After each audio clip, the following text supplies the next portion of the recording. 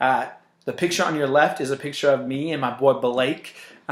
He's just a great dude, and he's a great example of how the situational approach can work in developing a person. So me and Blake, how our relationship started is that I brought him in when I was a student pastor as an intern into just student ministry. And he kind of had this high commitment, high excitement, high motivation for ministry, and especially student ministry to get involved, but his competence was very, very low. He kind of really had no idea what to do or how to write a sermon, study the Bible, or even how to talk with parents, how to navigate with students through different situations. And so it's kind of all this excitement and this go-to, about it, but very little know-how. And so for me, then I had to step into the directing side of leadership and really focus in on kind of directing on the how and the what and the goals and explaining and defining those things for him.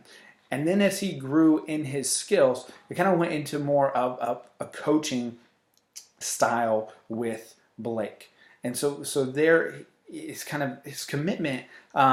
I wouldn't say that it waned, but I would say more that there's kind of an openness to talk about then going, okay, now that you kind of have gone in this a little bit and you're growing, is this something you really want to do? Is this something you really want to pursue? Because ministry can kick the crap out of you and you can do so much, but then get very little appreciation. So is this something that no matter what, you really feel like this call to move, this is what God would have you do above everything else? And so kind of coaching in that way.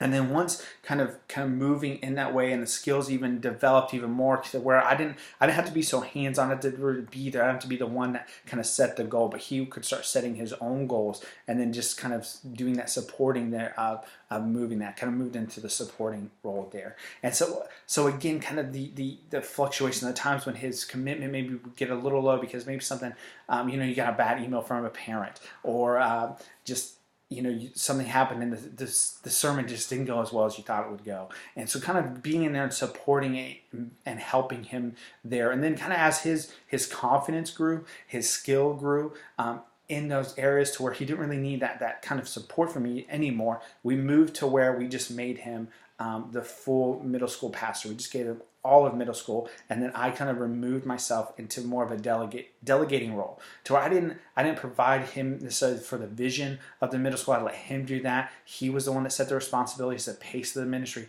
I was there more just as a problem solver, to help him work through problems, maybe with situation with a parent or a student, or kind of help him with situation with a budget, different things like that. Just kind of there to help him with problem solving, but not set the tone. He was the tone setter there. And I could not be more proud of him and his growth and the things that he has done. And so this is how I've seen the situational approach work in my life.